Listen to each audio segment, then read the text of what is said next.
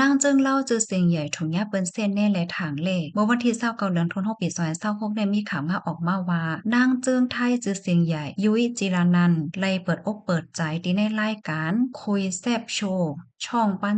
31มานั่งลาดในว่ามีคนหมางจื้อมาเตรียมปันตั้งหันถึงว่าโตกินขิมหน้าการป้อก้าแม่ขายลดยอมจันนางเอกและเจ้าไหนก้วยกะว่ารอเจ้าในคาที่ก็อำเลยสนใจค่ะหันถึงว่าหน้าการแม่ก้าเนี่ยก็เป็นหน้าการที่อันซื่อใสและเป็นการที่อันค่าหักเฮาวนว่ากะปานมือเหลียวในมันเป็นไปแลกลายกว่าเหย้าเพราะว่าจัดปานเฮาข่าวก็เลยเป็นไปแลกลายกว่าจอมเงาลายโลกที่อันมันเป็นอยู่นั่นค่ะมือเหลียวเป็นข่าวสื่อตรงก้นโซเชียลมีเดียมาแฮงในเฮาข่าวก็เอาตื้อตั้งในตอนในค่ะหน้าการตางานป้อก้าแม่ขายก็มันเป็นหน้าการที่เฮาค่าจ้างเลี้ยงตัวเจ้าเก่าและเลี้ยงนะฮอต่อเฮิรนเฮาค่าไล่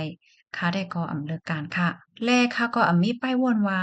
ค่าเขาเป็นนางจึ้งเป็นนางเอกและค่าก็ได้เป็นนางเอกกว่าต่อโจจึงนั้นค่ะหน้าการนางจึ้งนางเอกก็เป็นหน้าการค่ะอันหนึงและหน้าการแม่ก้าก็เป็นหน้าการแท่งอันหนึงที่อันค่าฮักเหมือนกันค่าก็ลาอยู่ดาเซว่าป้อวันหนึ่งค่าอำไลเป็นนางจึ้งนางเอกเหี่ยวในจึงหน้าการอันค่าที่เฮ็ดได้ก็เป็นหน้าการแม่ก้านั่นเหี่ยวค่ะย้อนก็บ่ว่าค่าแลใจมาจึงเมื่อค่าเป็นระหว่างก็เรียกคนค่ะค่าแลใจขายโคขวางค่ะค่ายามขายธงกระเป๋าหม่านตาเจ้าใน3ชั่วโมงไล่คิมจำ10ล้านบาทค่ะข้อมูลตัวในคาลิปีมาที่ห้องการข่าวไทยรัฐต่างไว้ค่ะพี่น้องค่ะถอมข่าวโหในหันเถินจึงหือพองค่ะว่าได้เป็นผู้ไร้ภัยก็ยาวค่ะเนาะในเมืองก้นโครงกลางลงในอันเดรอนไล่ตั้งเน่ได้ก็